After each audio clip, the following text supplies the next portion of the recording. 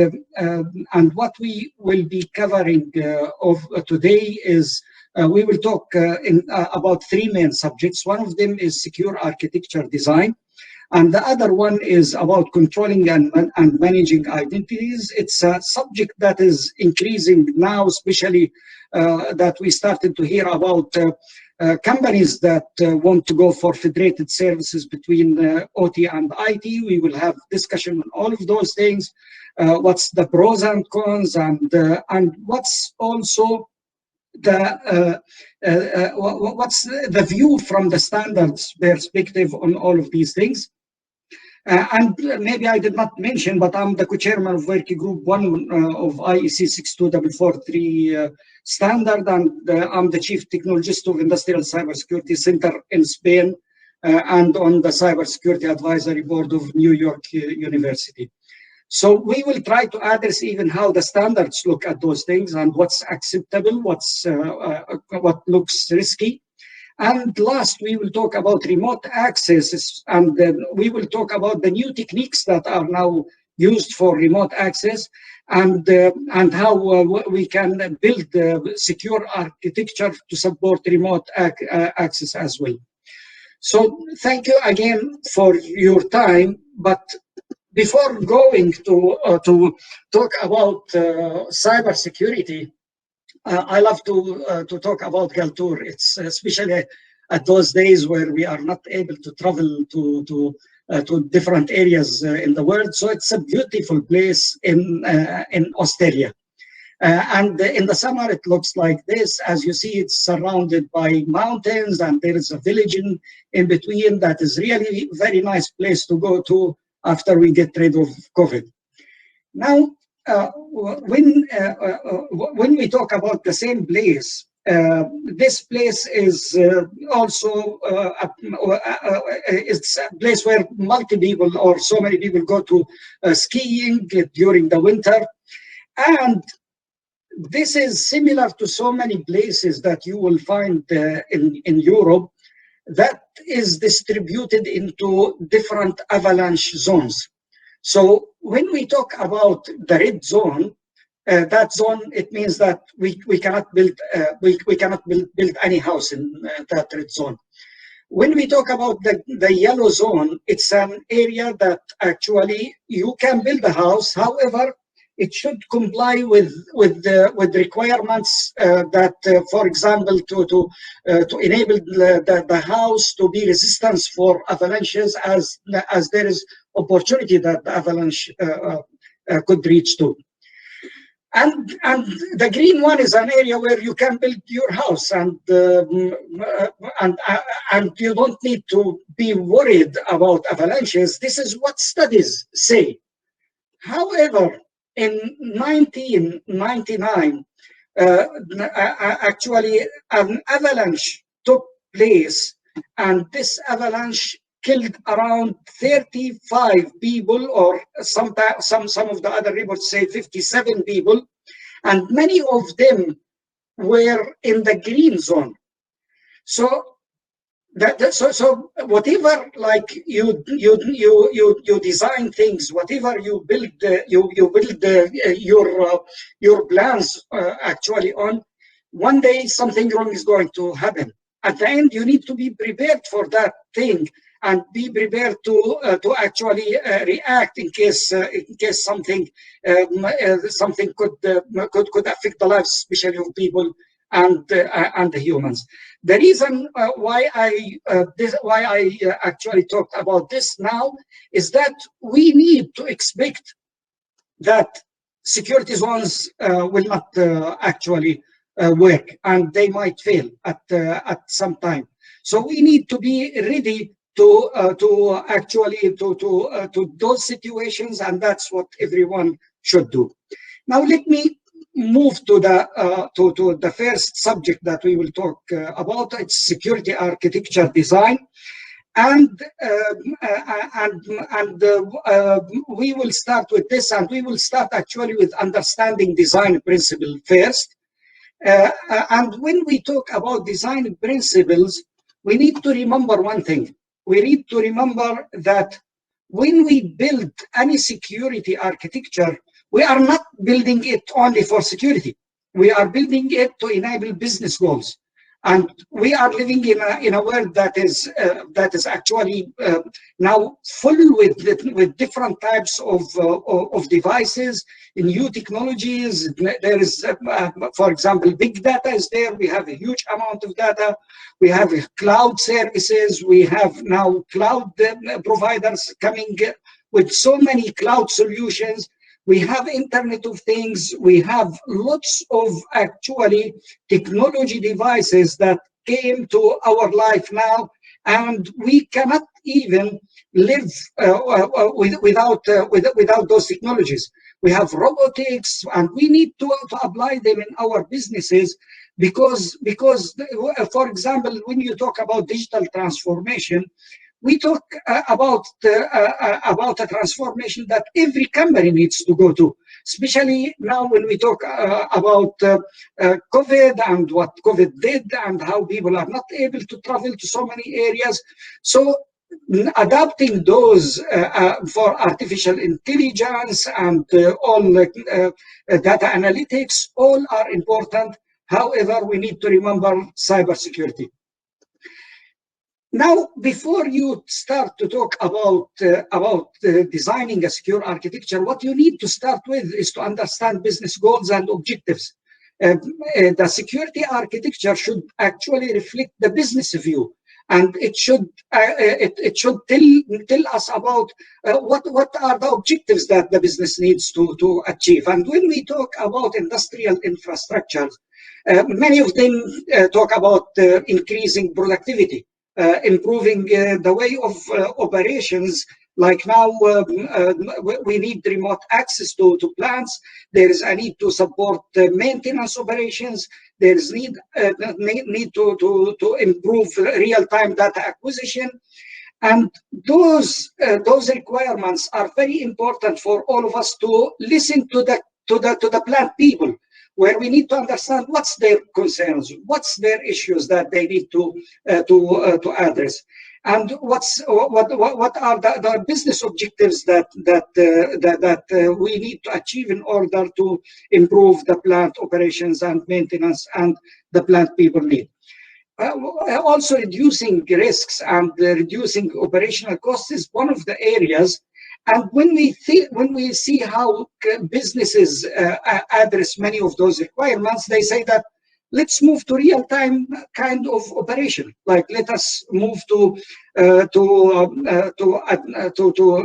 acquire data and get it from the plant floor, send it either to the cloud, or send it to the corporate network as like centralized historian data. Or now there is edge computing, where you can also send the data to an edge that could be either in the plant floor, or it could be in level 3 and level 4, whatever. And we will explain this in more details, actually. Now, what we need to understand over here is that we need to think about establishing collaborative work environment. It's not, don't always think security, that when someone comes to you, says, I want remote access, it's okay, I will give you remote access. No, sometimes we might say that let us take the data from the plant floor, send it to a real-time operation center, and provide access to people on the real-time operation center. And this could be something that you could do, especially if you have so many vendors and so many plants, where you don't want to provide access, remote access to so many plants, and you need to control it in a difficult way. By the way, I would love that you even raise your questions and stop me if there's anything that you need me to explain. So we will try to make it interactive kind of discussion. And if anyone would like to share any thoughts on the chat, please go ahead and share your thoughts. And I'm watching those chat messages. Now, next is as I mentioned, that we need to build a secure architecture. And whenever we talk about secure architecture, we say it's okay, we need to build a reference architecture. And that reference architecture, as I mentioned, it should actually reflect the business view. Normally, we need to admit that the technical people, especially the technology guys, they always think that we understand what the business people want. We might not be good listeners to what they need.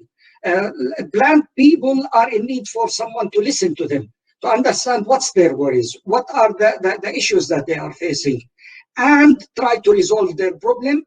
We cannot take a shortcut to in security architecture. Just whenever you want something, I will just provide, for example, remote access. No, we need to think how we can do it in a secure way as well. Now, some of the businesses think that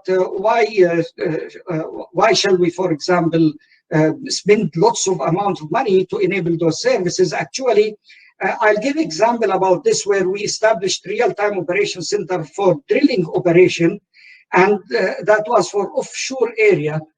Before this, the geosteering guy was taking the decision into all the digging that is in the offshore area, and there were so many mistakes. There were so many rigs operating, and the company was losing money because of this.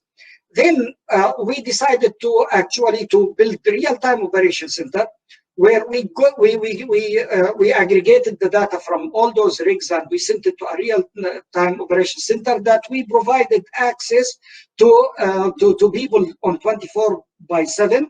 Some of them were in the center, some of them were accessing it remotely, but this reduced actually the failure operations to less than 15% of what was happening. So we need to think about all of these things. We need to think about reducing those problems, and also think about how we can benefit our businesses.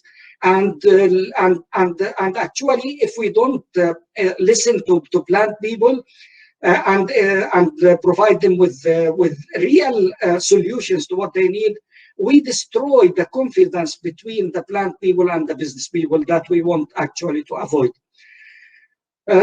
James is saying that with the constant evolution of telecommunication and broadband, the prevalence of internet access and interconnectivity with industrial control systems, what cybersecurity consideration must be taken into consideration, and at what levels, owner, operator, whatever. That's what I'm going to talk about, Justin. Within the next 4 hours, I'll be talking deeply about this, and I'll take you step by step, okay, about what's the considerations. But I'll focus now at architecture. Why I'll focus at architecture? Because many people think that security starts with a firewall and the control, and in reality, we believe those who really know cybersecurity very well, we believe that 50% of a good security posture is secure architecture, designing it in the right way and building it in the right way, and then supporting it with the controls that are required.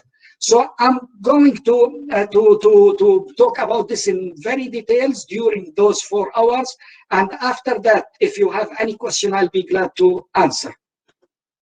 Now, when we talk about business enablers, we talk about technology levers as well, like digital transformation, big data. Today, we see big data on the cloud.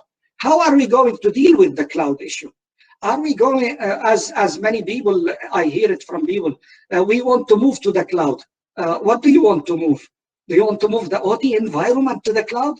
I don't understand this, okay? So we need to listen very carefully about utilization of the cloud, integration with the cloud, and what's the best approach to do this. Some companies also go for digital twins, and we have seen a move to smart manufacturing. And when we look at about for example, use of IIoT, and by the way, let me during this discussion, I'm going to discuss the difference between IoT, IIoT, and OT. Okay, there is a big miss of use of the word IoT in the market. IoT is more to the home user devices. When we talk about industrial, we talk about industrial Internet of Things devices, and I will explain this in more details, and I will discuss why this is very important to understand. Now, what we also going to discuss is about horizontal and vertical system integration, because there is horizontal integration between the plants within the systems within the plant, and there is vertical integration between the plant and the IT and the external world, and I'll talk about this in more details. Now, how do we start this? The best way to start this is to understand what's the business needs, what's the plant needs, what are the services that you are going to have in the integration between IT and OT. Like, do we have real-time data acquisition? How are we going to do it? Are we going to have historian data from where to where? How we are going to utilize it? How are we going to do the analysis of data? Where this analysis is going to be?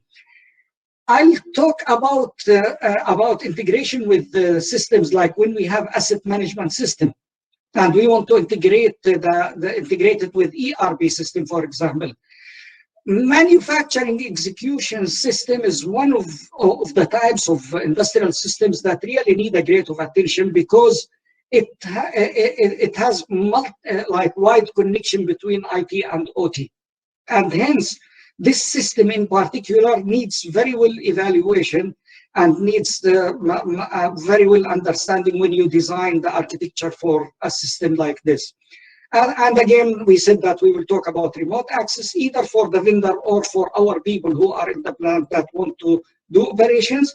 Whenever you want to start designing secure architecture, you need to start building a page like this. What are the services? What service E, F, G, H, I, J, K, whatever.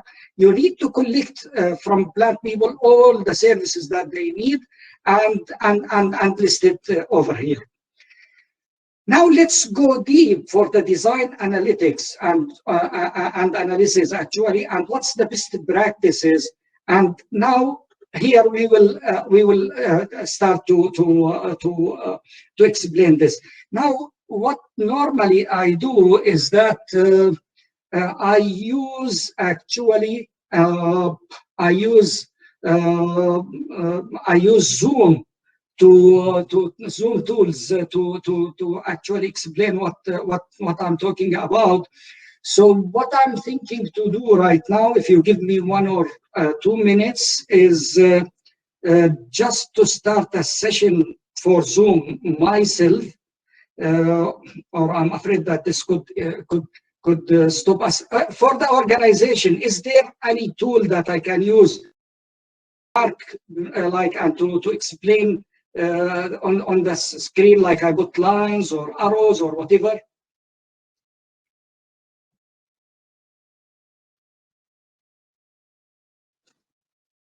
James, is there any answer to this? Let me check.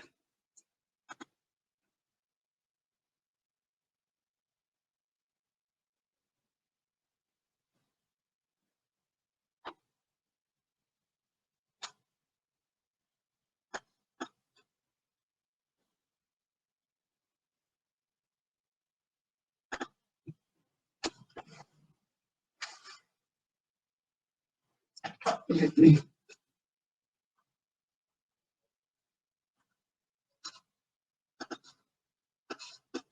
If I use this.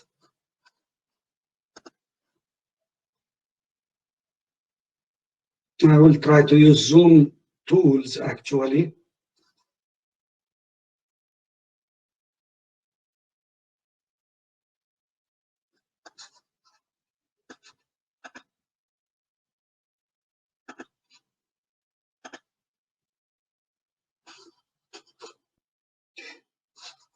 Tell me, do you still, I think you still see the screen, and okay, we managed to hack it. Very good. Okay. This is excellent. I think you can still see the screen, right? Can you confirm if you can see the screen, please? Very good. Okay. Now it means that we are able to do what I wanted to do. Okay. So very good. So when we look at, let us start to explain this over here. Okay.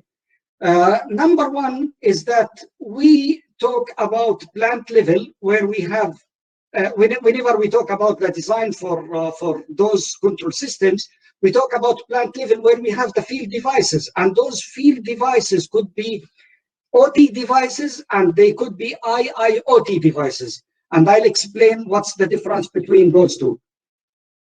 After that, you have controllers on level 2, the process control.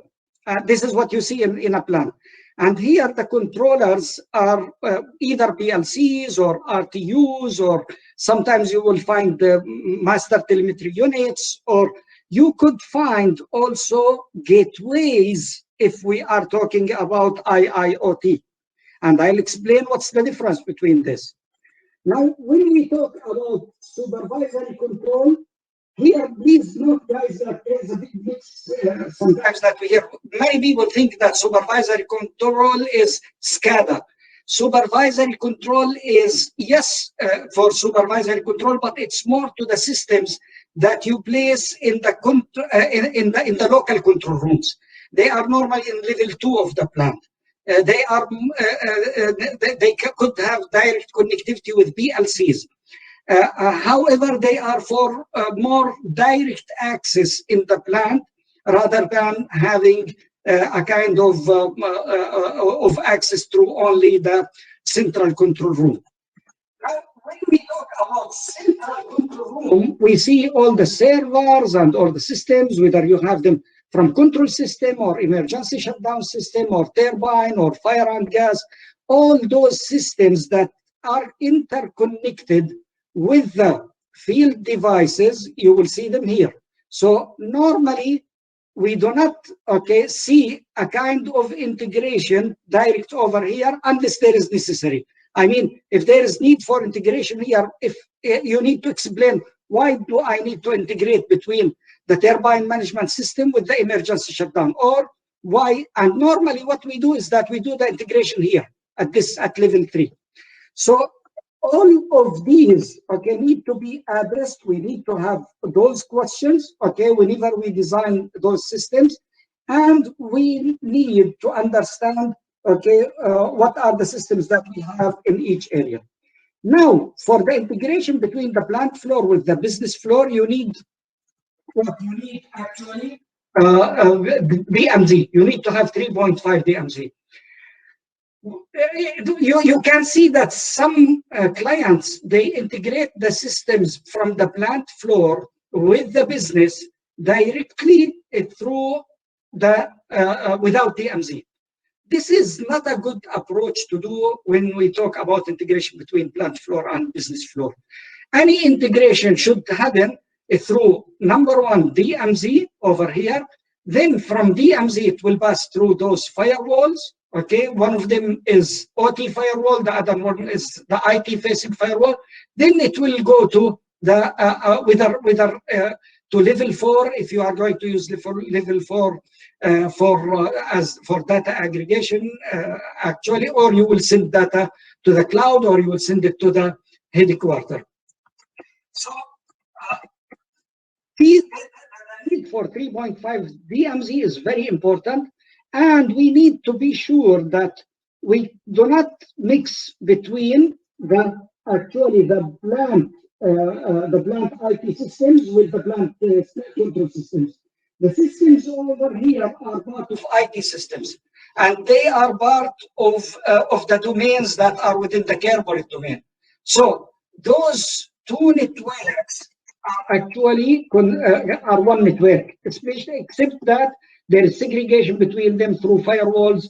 This network is more into the plant, and this network is more into the headquarters. Now, we started to see the cloud and we started to see integration. And you might notice here that I called the cloud with level 6. Some people might call it level 6, call it whatever number. Try to create, okay, a level separate from the other levels and start building your secure architecture in the way that you, number one, base it on the Birdo model, and you create those different levels. Now, what I want to start to talk about is two things. The first thing, okay, is vertical integration. This is, we call it vertical integration, how you integrate between the floor, the plant floor with the business, with IT. And there is something, we call it horizontal integration. Horizontal integration is when you want to integrate, for example, and I don't like to draw it here, I like to draw it on level 3, is when you want to integrate, okay, systems like control system with emergency shutdown, where you want to take like connectivity from emergency shutdown, or you have turbine management system, or you want to take, normally like fire and gas system should be segregated in a different zone, but in case you want to integrate it, we call this horizontal integration between the systems in the plant floor. So this is a quick view, but I want also to mention that we need to have security between the plant floor and the business floor. And the security could be normally done by one firewall over here. And some companies will say, no, I will use 2 firewalls.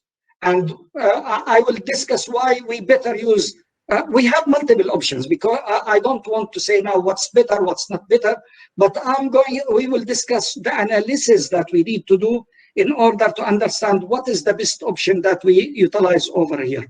Then please remember that this firewall is a firewall between IT and, okay, between IT in the plant and external world, or between IT and the corporate network. Sometimes it's done through SSL point-to-point connection or whatever, or through the internet. By all means, okay, those 2 firewalls, okay, are not related to the firewalls that we talk about when we talk about segregation between IT and OT, okay? So when we talk about IT, OT segregation, we mainly talk about those 2 firewalls, okay? Now let me go ahead with the design, okay? And right now, the first step that we always need to do is to look at vertical integration.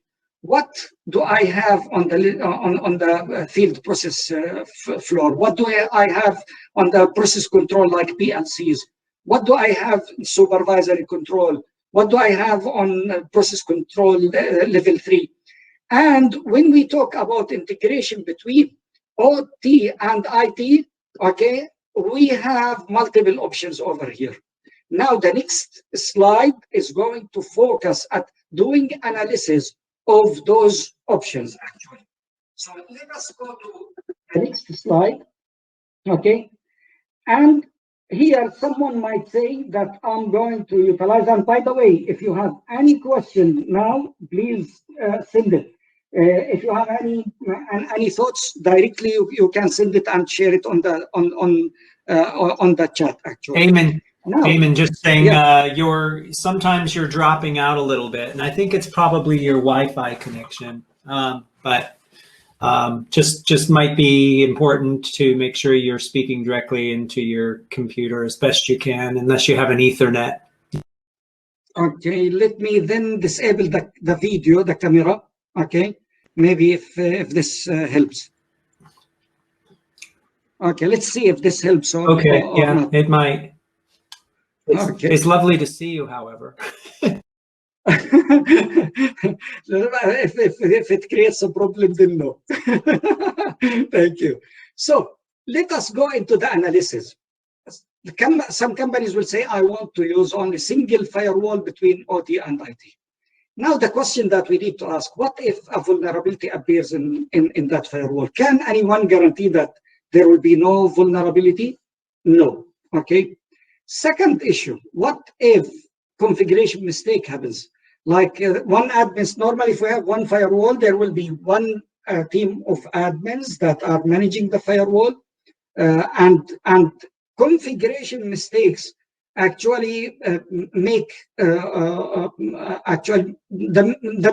make a big part of why cybersecurity attacks succeed. It's because of configuration mistakes that we do, either for the devices or for the actual architecture or all those things. So when you have one firewall, is there chances that the people or the admin do configuration mistakes? The reality is yes. What about firewall management? In this situation, we noticed that mostly IT security team is normally the one who manages those firewalls. So when this happens, it means that you are actually opening the firewall management ports from IT. So if the admin password is hacked, and some of you might tell me, but we use admin password with multi-factor authentication, and I will discuss how there are also attacks that can bypass even multi-factor authentication. So here there is more chance, okay, increase of risk actually if we go for this design. Do you agree, guys, or not? Just if you say yes for those who think that one firewall, okay, could be risky actually to have, unless otherwise we are scared about budget. Okay. Now, thank you. Let us now think for the other scenario. What if, okay, we use 2 layers of firewall, okay, and those 2 firewalls, let us take it this way. The 2 firewalls are from 2 different vendors. They are managed by 2 teams. The one that is facing IT side, okay, it will be managed by the IT guys. So those 2 firewalls that I'm talking about here is that IT team will manage this firewall. OT team will manage this firewall. The management ports of this firewall will not be, the OT one will not be opened from IT side. So it's very difficult that this firewall can be hacked. While the IT firewall is the one that can be managed from IT area. Now, when you have those 2 firewalls from 2 different vendors and they are managed by 2 different teams, and the management console for the OT is opened only from OT, then let us see what are, okay, the analysis that we will have. Over here, okay, we see that number one, it's very difficult that you have vulnerability in 2 types of different firewalls from different vendors at the same time, which makes makes it very difficult that based on a vulnerability we could be hacked. The second one, okay, is that what if they are managed by 2 teams, the OT one by OT team and the IT one by OT team? Configuration mistakes will become less because it's not it's not normal that you have the same configuration mistakes by 2 teams. When they want to do if the OT team is requested to do something, they will want to understand why shall I open it. If the IT team wants to do something, they want to understand why the other team wants to do it, and normally both of them meet together in order to decide on this. So it's difficult that configuration mistakes by the 2 teams happen. The third one is that firewall management for the OT one, if it's open from OT, it's very difficult, okay, for the hackers to hack the OT one. Now, how many of you, okay, if you agree with me that here, okay, we are reducing actually the risk if we talk about risk, isn't it? Do you agree? I want you to participate in the discussion, guys. Like, do you agree that this is better? Okay. So Again, this is another option. Now, let's go for the third option. The third option is that some people will say that I will use diode firewall. And when we talk about diode firewall, we are talking about a light-based firewall. Now, there are two types of those firewalls. Some of them are unidirectional, some of them are multidirectional. And normally, the diode firewall has a transmitter from one side, and it has actually a receiver in the other side that is over here. Now, there is no way that you transmit traffic, okay, from this direction to this direction if you are using unidirectional firewall. Now, what if you are using if you are using two directional actually diode firewall? In this situation, most of the firewall vendors they actually will not enable both direction at the same time. So if you want to send data this direction, if this is the if this is actually the diode firewall, and you want to send data between the plant floor to the business floor, it will go this direction. But there's no traffic in this direction at all. Now, what if you want to send data from I don't call from IP, but from 3.5 DMZ to the plant floor? It means that you are sending data in this direction. Now, the data should not be the other, like the diode firewall, the other direction should not be enabled at the same time. So normally you send data at one time, okay, in one direction, so that you do not allow the like complete cycle of data flow between the plant and the outside plant area. So for those companies who want to have very rigid cyber security controls, they might implement diode firewall. And let me explain how diode firewall could be implemented. Diode firewall sometimes is used to replace those two firewalls. So it comes over here, okay, and it replaces those two firewalls. Sometimes we see the diode firewall implemented in a technique, we call it the sandwich technique, okay, where you place the diode firewall between the two layer 7, okay, next generation firewalls, if we want to say that those are next generation firewalls. This is called sandwich approach for implementing diode firewall. This is the most secure way, and you need to understand, like, sometimes why do we need this and why do we need to apply it, because security is good, but sometimes you need to ask yourself that if we have more level of security than is needed, especially if there's no justification, then this is not also a good approach. Now, we talk, okay, about the diode firewall again. Okay, there are different scenarios. Some of them support also remote access capabilities. Some of them, they come with different services. Okay, so we need to evaluate, okay, what I need. Shall I go for single firewall? Shall I go for 2 layers of firewalls? Shall I go for diode firewall? But what are the other options? Okay, now, when we talk about diode firewall, okay, we need to think about what data that the diode firewall support and what data that can flow, okay, from the from one direction to the other direction, and what do we need actually as a business. So all of these things should be understood. We should take notes of what type of data that we want to integrate. And some companies think that when I want to select between those, I need to think about company tolerance, we need to think about budget, okay, concerns, and we might have other concerns. But are those the only options that we have today? No, okay.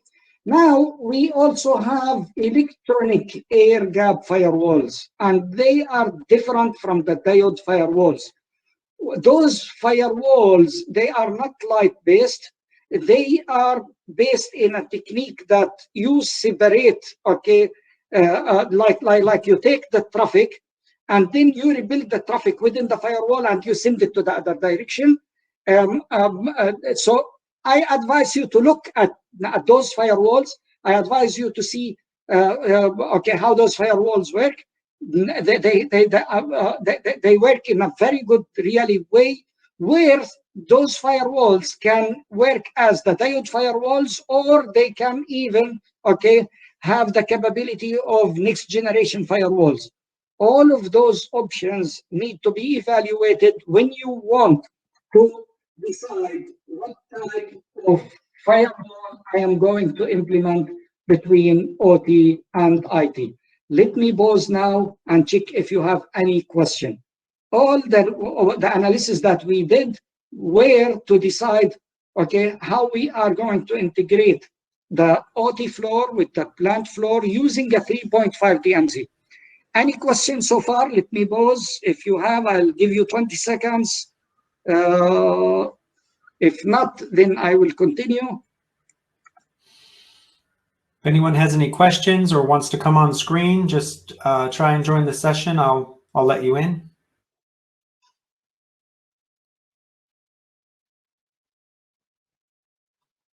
Excellent, excellent. Thank you, Inderji. Now, is the voice, is that the signal quality better now, James? I mean, is it dropping? Yeah, I think it is. I think that just having that extra application open probably affected it a little bit, but yeah, you're doing fine. Okay, glad to hear this. Okay. Okay, so let us go back here. Now, let us let us also clear my drawings. Now, we talked about vertical segmentation, which is between the plant floor and the business floor. Now, next, what we are going to talk about is horizontal segmentation. What do we mean by horizontal segmentation? In any plant, we have different systems. Sometimes you have control system from one vendor. Sometimes you have 2, 3 control systems for different areas in the plant to control them. Sometimes you have them from one vendor. Sometimes you have them from different vendors. There is different scenarios that are there. Now, when we talk about different control systems from different vendors, we need to understand how we segregate those control systems from each other horizontally, okay? We need to understand what type of data do I need to transfer between them? Why do I need to segregate between them? And how can I segregate between them? And here some people might say, it's okay, we can use next generation firewalls. We need to think about this very, very well, okay? Because here we are on the plant floor. We are in more environment that needs specifications that fit to the plant. And here we talk about availability. So when we talk about the options that you could use for the horizontal integration, they could be different from the options that you have on the vertical integration.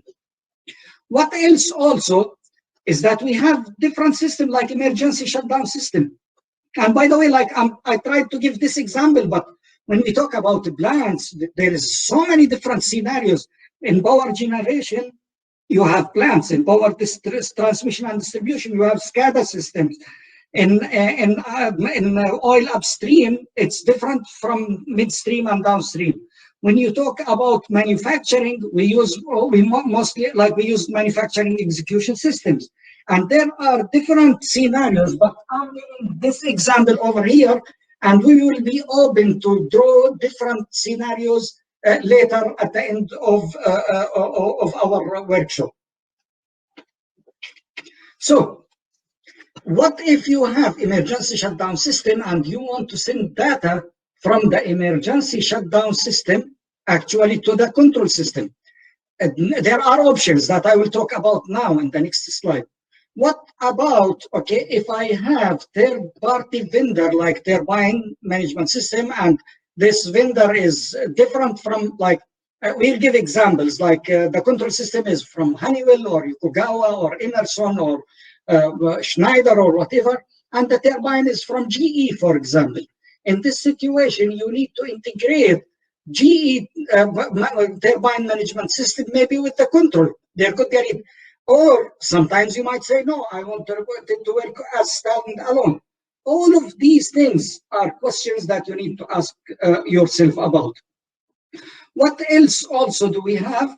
We have also fire and gas systems sometimes. And normally fire and gas system is built on a separate network where it is totally separate and it's not integrated. However, if you want to integrate it, we need to think about the scenarios. So right now, okay, in the next analysis, I'm going to discuss more about the integration between the plant floor systems with each other, that we call it horizontal integration.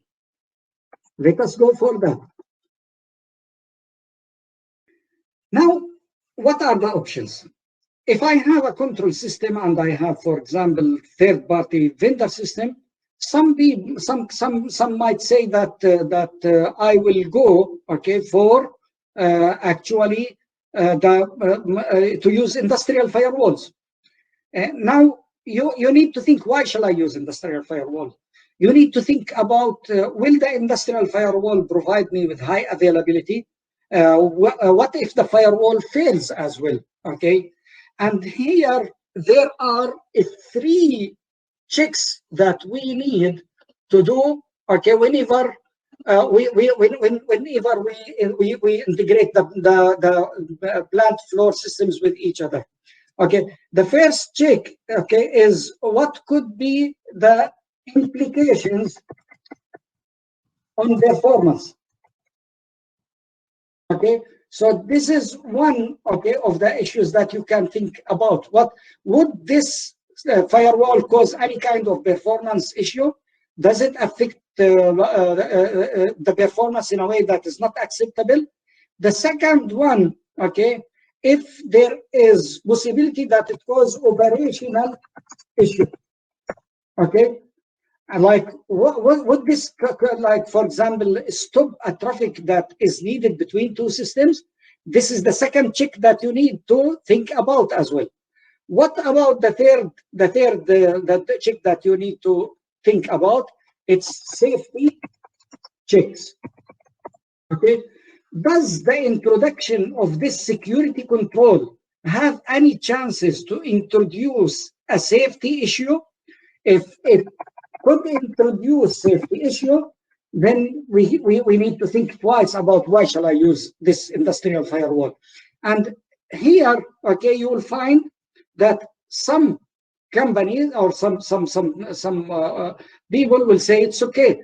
Rather than I use industrial firewall, and by the way, like the industrial firewall could work, but you need to ask yourself whether it could affect the performance or operation or safety. Some might use gateways, different types of gateways, and the most common type of gateways is OPC. But when you use OPC, there are two types. One of them is OPC UA, and the other is OPC DA. Now, what's the difference between OPC UA and DA? Many of you, I'm sure, are aware that DA uses random ports, which means that if you cannot set up the firewall properly because you need to open all the ports, while the OPC UA uses actually static ports. So many companies who were using OPC DA started to move to OPC UA, and they use such gateways to segregate between what? To segregate between, for example, control system with the safety system. Okay, how can I segregate between control and safety? Okay, how can I segregate between control system and third-party vendors? How can I segregate between third-party vendors and my other networks? So all of these are kinds of segregations that are horizontal type of segregations. Now, what are the other factors that affect also there, so that we decide on which solution?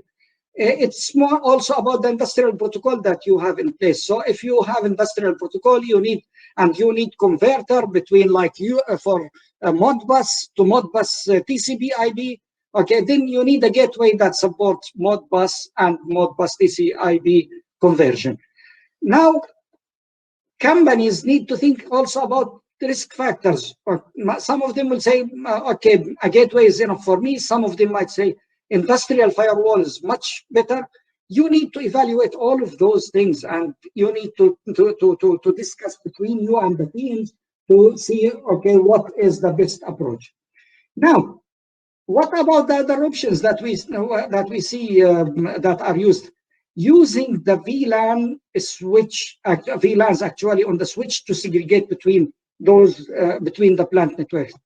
In many situations, when I see switches used to segregate VLANs, I go and check inter-VLAN routing and I find it enabled. If inter-VLAN routing is enabled, it's easy for the hacker to move between one VLAN to another.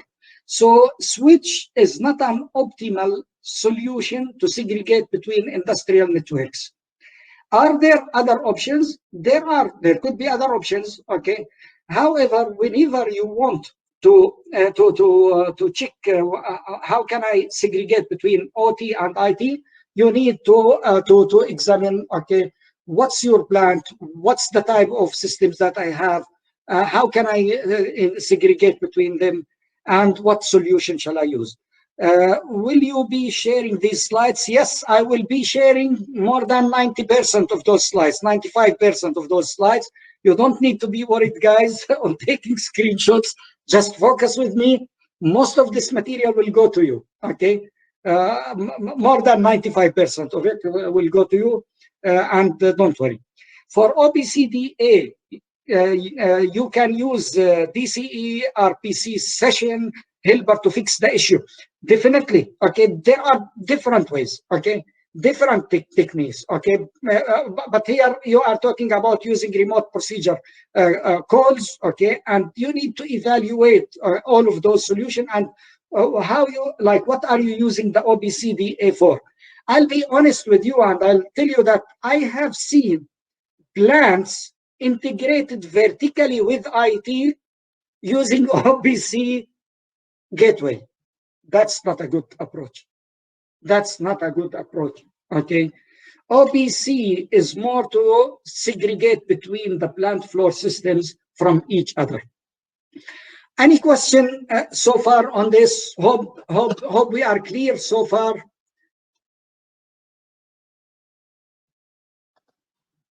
I'll pause for another 5 seconds. If any question or 10 seconds, please go ahead. We want to make it an interactive session, and I would love to hear from you. We have many guys with us today that come with tens of years of experience. So getting your views and listening to you is really great, and we will be happy to address any concern from you. So thank you very much. Let me then go and continue with the other part. Now, next thing, what do you start? What do you start to think about? The next is that we will need to understand what do we have on the plant process area. What devices do I have? Do I have turbines? How I'm managing those turbines? Do I have fire and gas sensors that are normally separate from the control system sensors?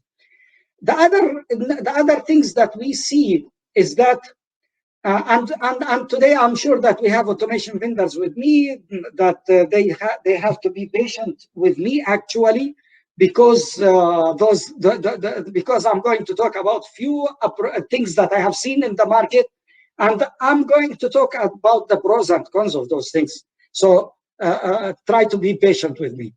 Now, what do you normally do is that you have field device sensors and actuators for emergency shutdown that are separate from the sensors and actuators on the control. And normally you'll find the control actuator and device connected with a PLC that is different from the PLC that is used for emergency shutdown. Normally, we should not, okay, use the same, okay, like the same system like for emergency shutdown. And let me clear it. Okay, the same system for emergency shutdown or one controller, and I connect. Let me do it this way. Okay, if I use one controller over here and I connect field devices from control to safety on the same controller, this is not a secure approach. Did we see this? Yes, I have seen this. Okay, we have seen it. There are some companies who say that I want to save money. I don't need more controllers. Okay, and let me give you an example. Okay, about where we see this. There is another example. Okay, that of system that we have seen recently. Not recently. It has been there for the last 10 years. And James and we remember maybe 5 years back, we talked about the system, and we talked about the different modes that you see the system in. It's called integrated control and safety system. Okay, there is use of integrated control and safety system. And normally, this system, you might see that it is actually used to connect, like with field devices. Yes, they could be, some of them, they use different controllers over here. Okay, there is use of different controllers over here. However, the system is integrated either at level 2 or level 3. So at the end, if a cyber attack attacks the control system, okay, whether at level 2 or 3, the attacker will be able to move between control and safety, even though you are segregating the safety, okay, on another controller and segregating the control at another controller, and you have even different field devices for each one of them. So where is the risky zone? The risky zone is going to be either here, or if we have the same integration over here, then we are talking about integrated control and safety system. And I hear Nabil saying that they are used in oil and gas. Yes, they are used very, very commonly in air and in oil and gas. And there are 3 models of this system. One of them is good from security perspective. The other 2 are not a good option. Okay, so the good one is a system that has complete different hardware for the segregation actually between the 2 control and safety, and they use 2 different hardware, not only one. They call it integrated control and safety system, but in reality, okay, they are totally segregated on different networks. There is gateways and secure, even firewalls between them. That is the only acceptable integrated control and safety system. I remember, James, 6 years back when we talked about this, we evaluated 3 types of those systems. 2 of them, we proved that they are from cybersecurity, not secure. And the only one that we have seen that it could be good is the one that I talked about right now. So please, when you talk about integrated control and safety system, you need to start thinking that there is risk over here. Okay, and this is not a good approach, okay, to follow. I'm going to talk about other issues right now that we see in the floor. And I was talking today in the morning with James about this, okay? We see systems that are certified by security certifications, and they, in reality, they don't comply. Like they tell you that the system is certified with IEC 62443. I'm not going to mention the vendor names, but I'm going to show you an example of this, okay, for a system that is certified by IEC 62443, and how the certification should be considered not valid because of other issue that I will talk about in a few minutes. Now, Any questions about field devices? So far, we have field devices from OT. What if we have IIoT devices? Now, please remember one thing. If the IIoT device is connected with a gateway over here, there is a gateway, and that gateway is just a communication gateway, then this is considered as IIoT device. If the same device is connected with the control network, if it's connected over here, and it's connected with a controller over here, we cannot call it IIoT device. We should call it OT device. So during our session today, we want to correct so many misuse of the terms in the market. Why? Because that's it. They already are using it this way. Let us follow this, and I will show you how IoT is misused, and what you hear about IoT should be considered as IIoT, and I'll explain this. So again, if you have IIoT devices in the field device, you need to be careful that you need to differentiate between ones that are used for monitoring, okay, and the others that are used for control. When we talk about the ones that can be used for control, okay, what will happen? I'm going to explain this now next in the coming slides. It may like we need to ask ourselves: is this only for monitoring?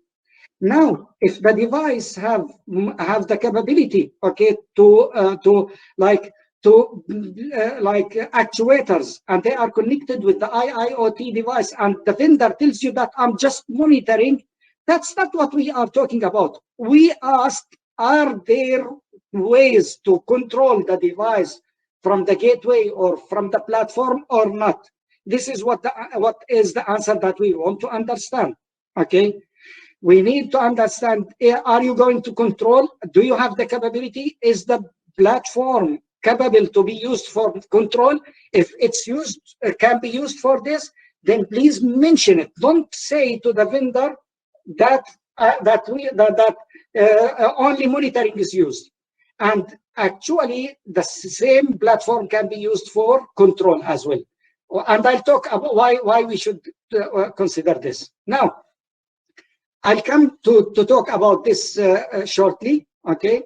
But let me talk about control the field devices when we talk about field controllers, okay? And now we are moving into the level 1 systems, and here we are talking about, okay, this layer. What do we see here? If we are talking about OT, we could see PLCs, we could see controllers, they call them, we could see RTUs if you are using SCADA, you could see MTUs if you are using SCADA, okay? However, all of these are controllers. They are a bit different from each other because RTUs and MTUs, they support more communication protocols and capabilities than the normal PLCs. Normal PLCs are more used in distributed control systems rather than SCADA, okay? However, when we talk about PLCs for OT, it means we are talking about those devices. Most of the new ICS have integrated systems. For example, Honeywell DCS and SIS have a shared network called FTA, fault tolerance fault tolerance alternative. Actually, I remember. I don't know why I forget it. Yokogawa is the same case where DCS and SIS have a shared network, VNet. Okay, I know Honeywell and Yokogawa very well. I know the protocols, and I know that they all offer integrated control and safety systems. But okay, again, I cannot judge right now, and I don't want to talk about any vendor by name. However, I advise every one of you to analyze what is the model that they provided to you, what's the architecture of it, and is the control and safety segregated in different hardware separated by a security zone between them? If yes, then that's good. If not, you need to ask the vendor, and I'm not going to mention the name of the vendors right now. And the same case for other vendors. You absolutely, Iot, you are right. And using a firewall or any filtering is not allowed due to latency, definitely.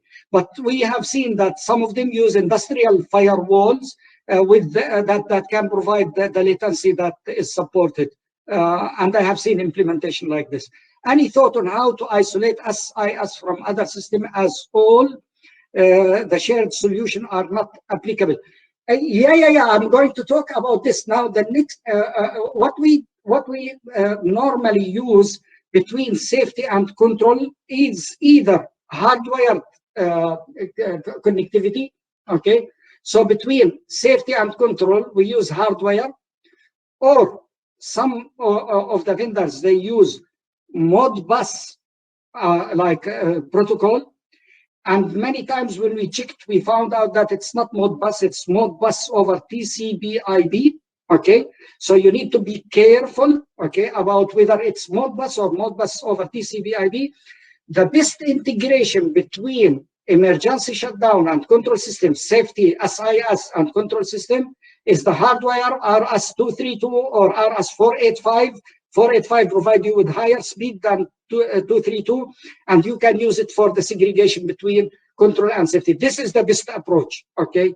If there is any another approach, you need to assess it, especially that I assist so many control systems during the last 27 years where I was living in plants. And we always hear Modbus only, which is sometimes could be acceptable, okay? However, we find out that it's Modbus over TCP/IP. Where can I see the program list of the event? Okay, then this is not the question that Anna is answering. Now, this is okay for the BLCs. Now, let us go and see what if it's IIoT. If it's IIoT, then we see that we have the IIoT devices over here. They are connected with an IIoT gateway, okay? But where then the traffic goes? Let us see where the traffic goes. Today, we see that there are implementations where you see that there is cloud protocol, and those devices can have either a SIM connector or wireless network, and via the wireless network, they send the traffic from here directly to the cloud. Okay. Is this a good approach? Here, you need to ask yourself, what kind of security do we have over here on the cloud? Okay, and is it really good security? This is the first question. The second question that you need to ask yourself is that, is there any device over here that can be controlled by the platform, not only monitored? If yes,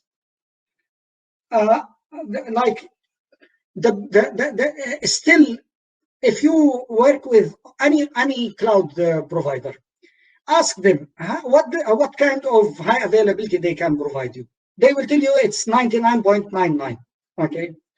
However, in reality, that's not the real availability, because you have multiple systems. You have on the cloud, you have database server, and you have web server, and you have application server.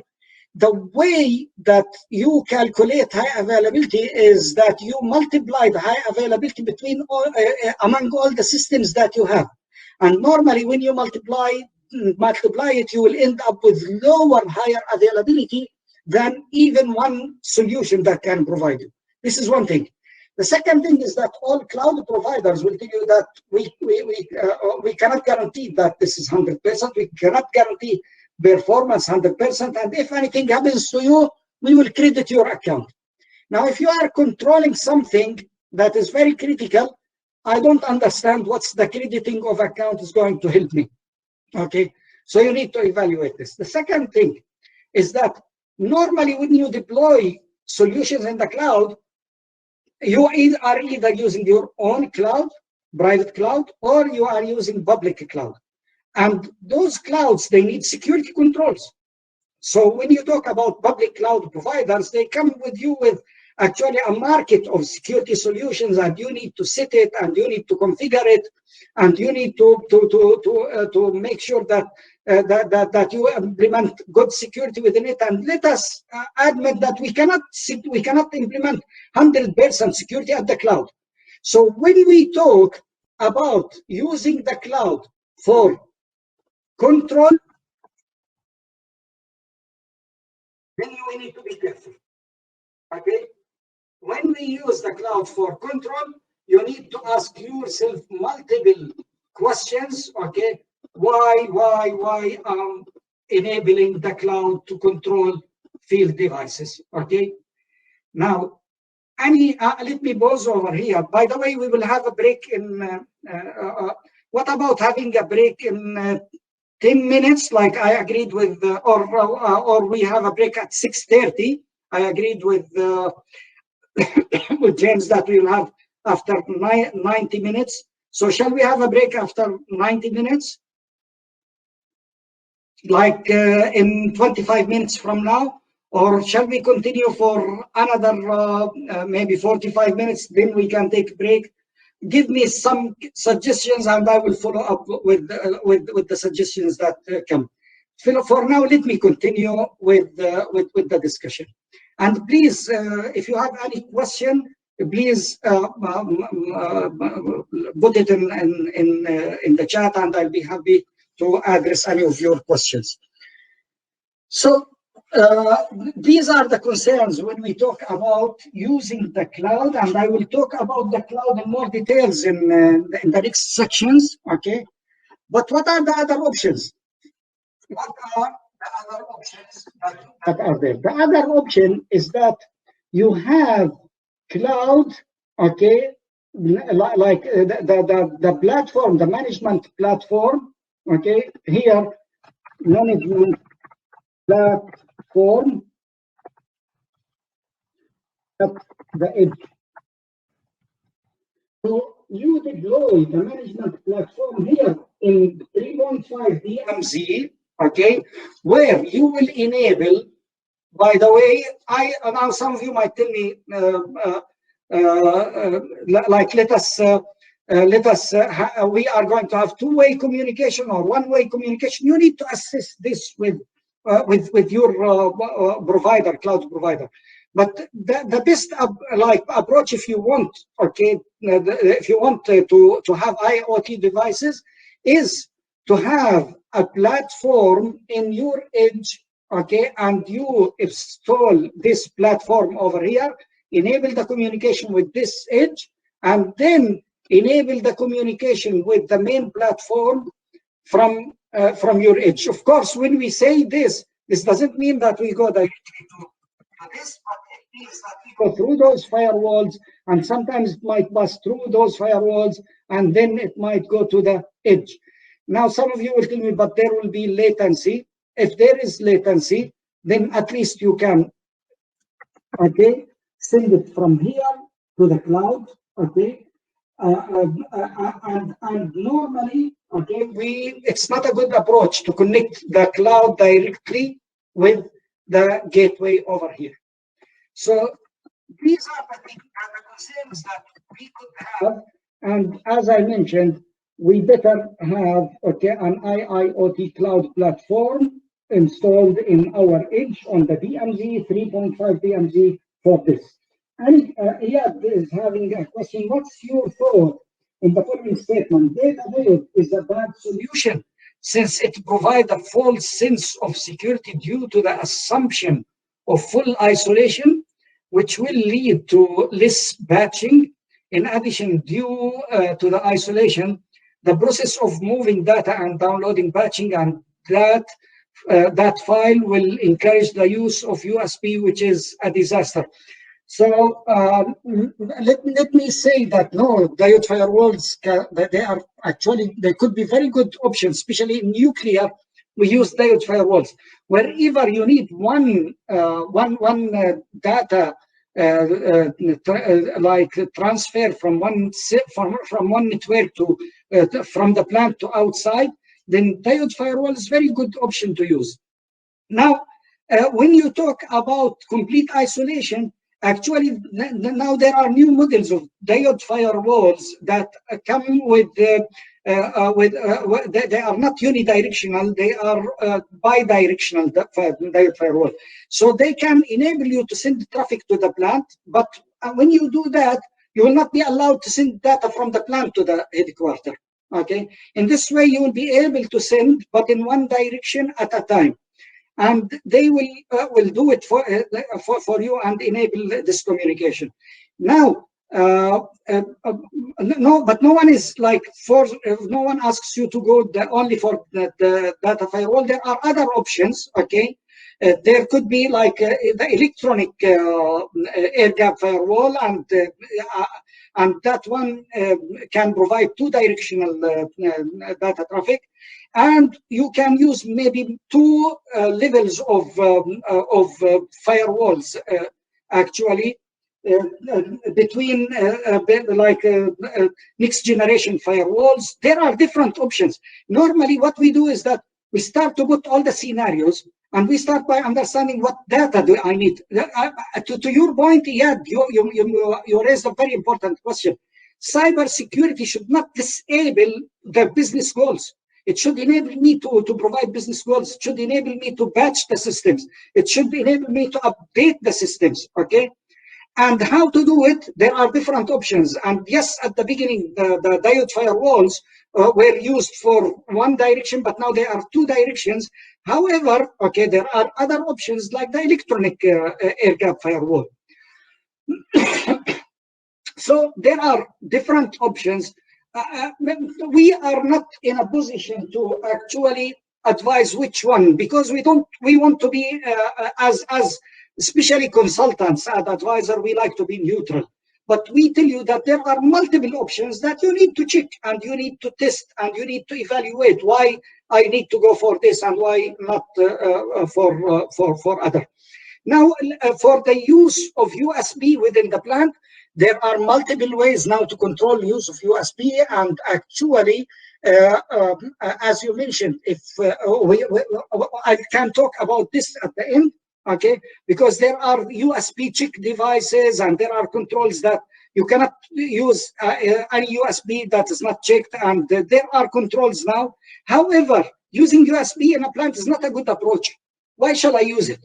Okay, if there is data transfer, I remember around 10 years back, we asked Honeywell to provide a mechanism. Actually, I asked Eric Knapp, and he's my close friend. Okay, that we want a mechanism to get the software update of Honeywell to the plant, and Honeywell started to have a server like Windows update server that you can install in the plant, and you will get updates through that server to eliminate the need for bringing vendor patches to the plant. Now, how can we achieve, okay, all of those? Like, if we need to do any communication, we do it, number one, through having good security control over here, and number two, by having everything done through this DMZ, then this is the best approach that we can go for, okay? Now, I hope that I answered your question, Iyad, but happy to discuss also. I'm going to provide my email to you. If you have any questions, we can have offline discussion if we cannot answer all the questions during those 4 hours.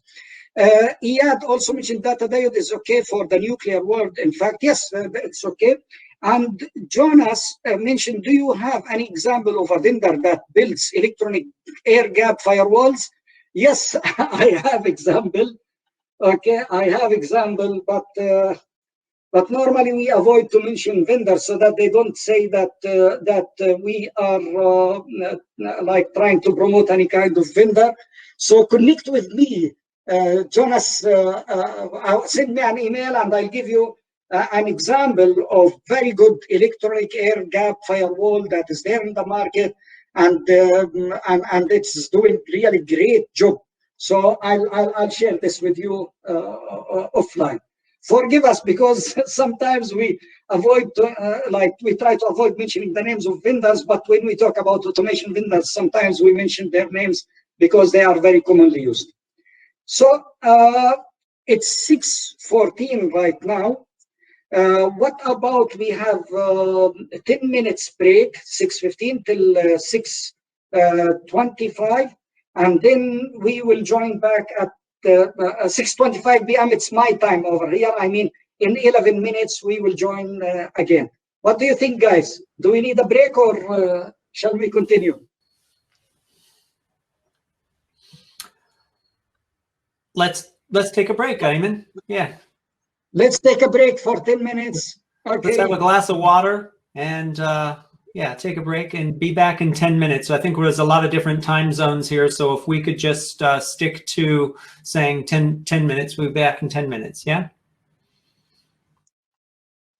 Okay.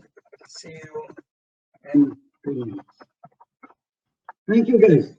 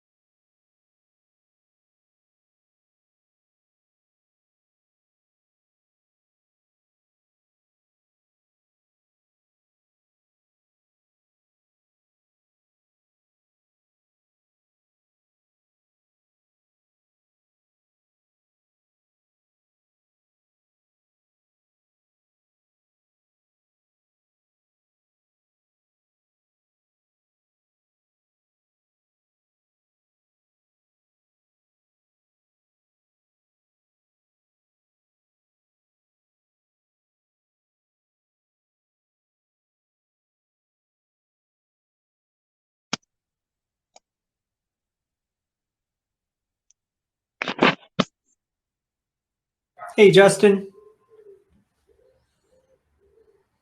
Good morning. Jason, sorry. How are you? Yes. Good. How are you? I'm good, thank you. So Eamon will be back in just a moment. And typically, I think what we're going to do here is at one point, sorry about the barking dog, domestic life here. One point here, we're going to have, when he gets more interactive, we'll have everybody that wants to come on screen and share. We don't mind having you here, though. If you have questions for him and all.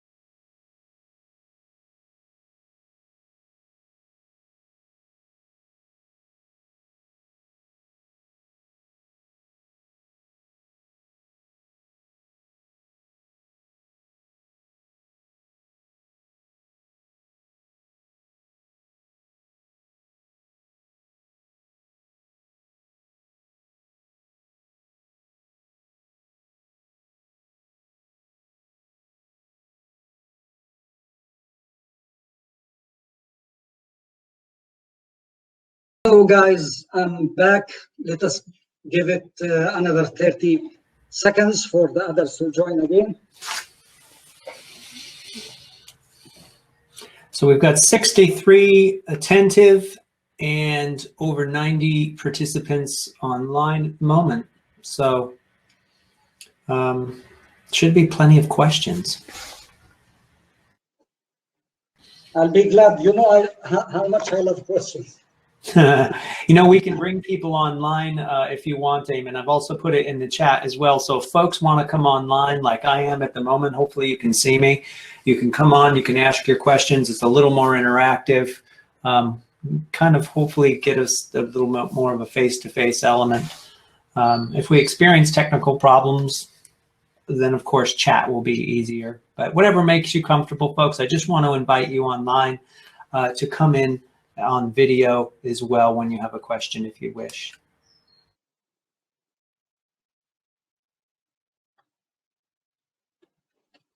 Excellent, excellent.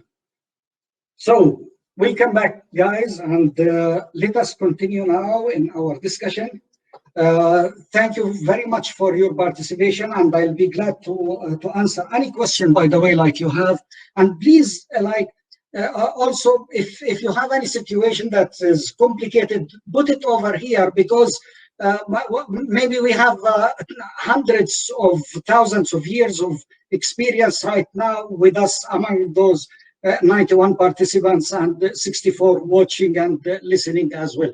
So please enrich this discussion with your participation and with your questions. Thank you. Now, let me move, okay, and start with this video after we got this this break. So let me make sure that, okay, share computer sound. Okay.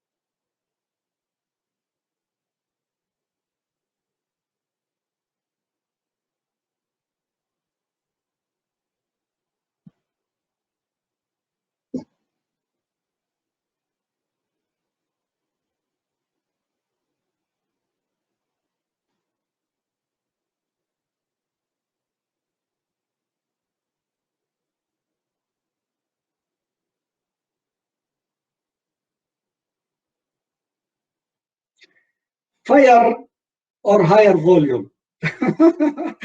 Okay, there is a big difference. Technology is there. Technology is really good, okay? But we need to understand when we utilize technology, how to make sure that we are prepared for its failure. And I use this actually video before we start the discussion, the next discussion, okay? And here we talk more about like changes in our world and changes in our life, where you see that today we have around 21 billion of connected devices of what we call the Internet of Things. And as you always know, that it's not only Internet of Things, but Internet of Things and industrial Internet of Things that are there. 90% of the data today has been created during the last 2 years. This is, okay, when we talk about 2020 and actually 2019 and 2018. Every day we create around 2.5 quintillion of bytes of data, okay, which means that we are living today explosion of data. We are living at tsunami of data. And the companies who do not utilize this data, they are losing a lot. And the more that you can utilize this data, the more that you can analyze it, the more you know how to better improve your business, your plant operation, your plant maintenance, how to operate those plants in a better way. So do we need real-time data from the plant to the office? Yes. Do we need this integration? Yes. Okay. However, the most important, as we were saying, is how we can have this actually integration done in a secure way. Now, what else also we talk about? We also talk about convergence between IT and OT, and we hear a lot about this. And sometimes I hear people saying convergence, it means that you completely converge the IT and OT environment. Wrong. IT and OT environments will never be totally converged, because I cannot converge a system that is for safety with even a system that's for control. So how do you want me to converge a system that is for safety with IT, with a business that includes email and internet and all of those services? And for those who keep telling me that you are paranoid, and I remember Eric Knapp put an article about both of us around maybe 7 years back. He said we are not paranoid, okay? We are not paranoid. We are not paranoid, and actually, when we talk about industrial infrastructures, they are critical infrastructures where you cannot easily say that I'm going to integrate one system with another without having secure configuration and security addressed as well. One more thing is that there are different standards over there, and you need to comply with those standards. Sometimes you need a standard to comply with IEC 62443. But if you are having a smart grid, then you talk about, for example, the need to follow NIST IR 7628. Okay, if you are living in the north of America, you might need to go to comply with NERC-CIP. So there are different standards in the world that you need to comply with. Now, is compliance enough? No. Actually, one of our biggest mistakes is that we think that we need to comply and that's it. No, compliance is not enough.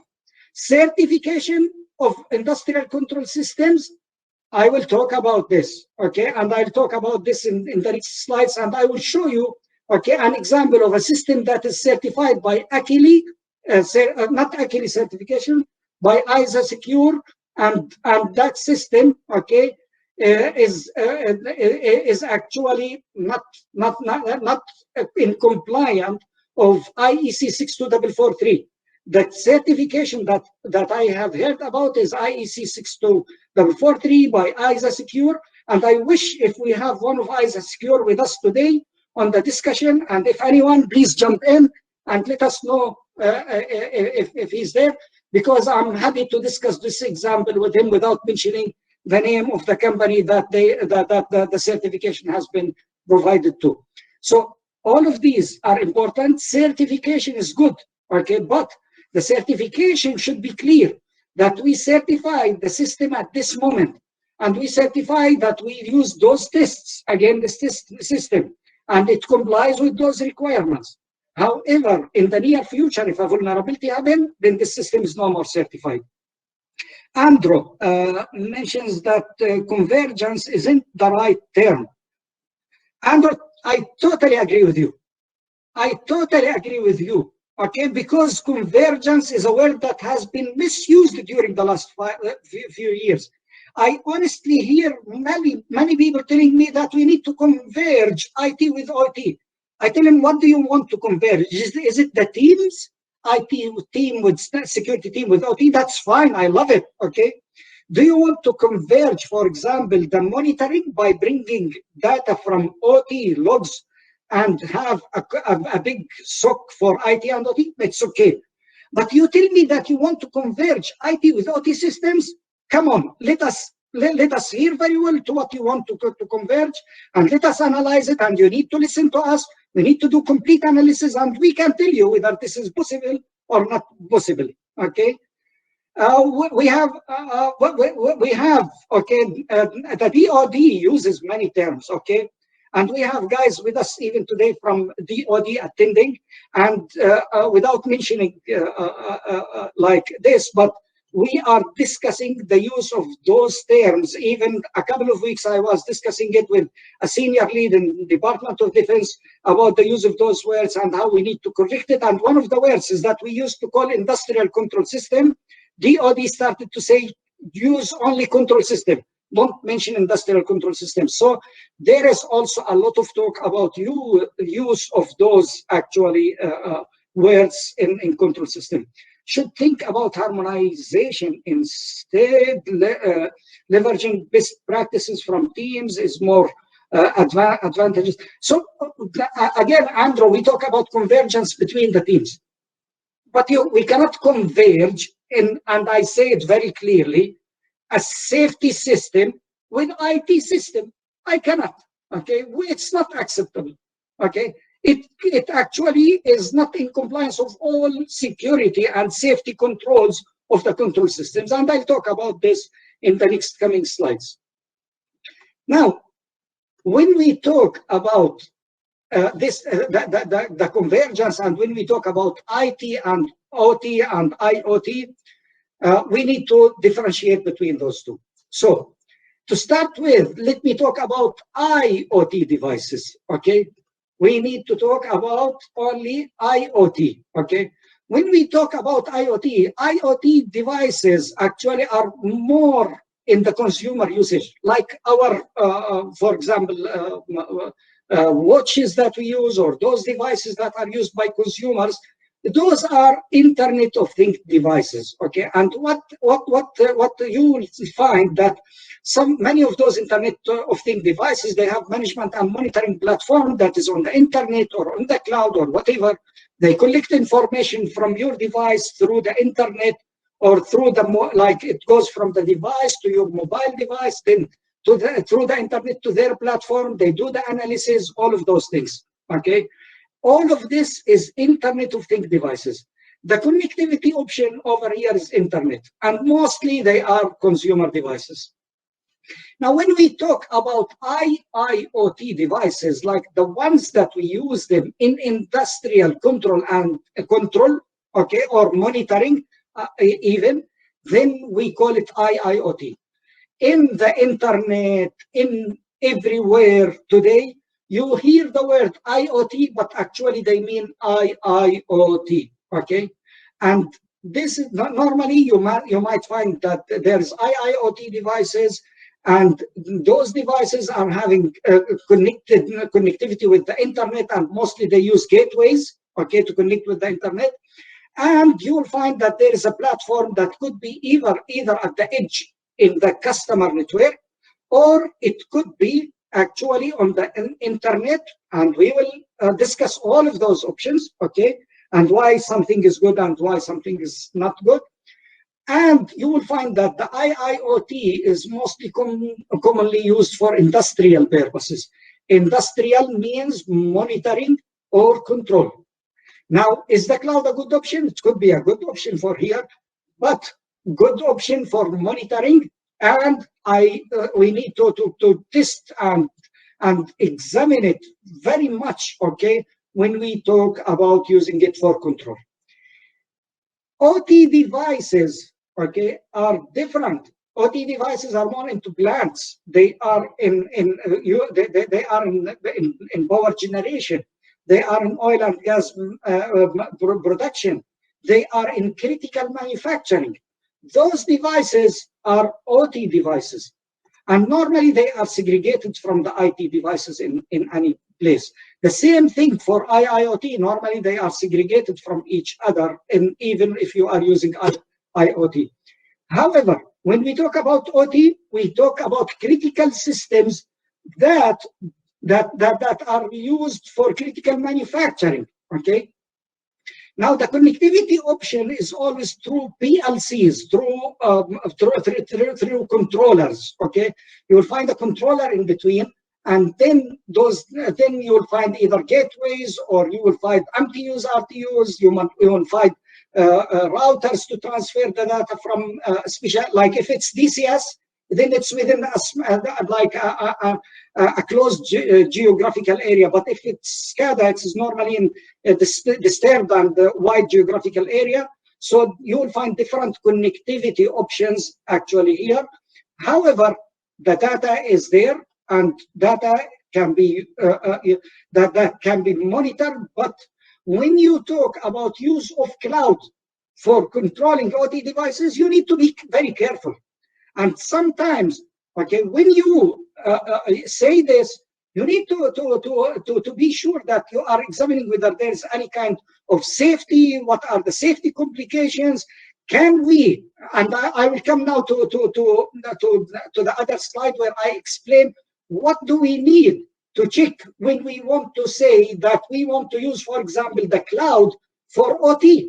Okay, what you can use it is you can use it as for data lakes, for data analytics, okay, for asset inventory, it's okay, okay. Like, can we use it for configuration and management, for monitoring? It's okay. If you want to have the aggregated vulnerability visibility, like what are the vulnerable devices? So you have, for example, a platform, the cloud, that collects information about the vulnerabilities that you have in your plan, and it aggregates this in a cloud. It's okay, as long as you, and by the way, when we say vulnerabilities, I don't mean that you go ahead for scanning the OT networks. OT networks cannot be scanned. If you scan them, you might end up with shutting down the plant or causing problems. So we talk about actually passive kind of vulnerability understanding, where you use devices like threat detection, asset management, and you know what devices are there, what versions, and you compare them with offline database that contains the vulnerable devices in the internet, and through this you will be able to know what vulnerabilities I have in my plant. Okay, configuration management, it's okay, but not for but not for control. Again, let me pause over here. On the next slide, I'm going to talk about safety concerns that we need to address when we talk about actually about utilizing the cloud for OT. Now, again, okay, and again another time for IIoT monitoring, for OT monitoring. Okay, why? Because if the IIoT is having any kind of control, it's not easy to control it from the cloud or those from outside the plant, and you need to do assessment, complete assessment when you go for this.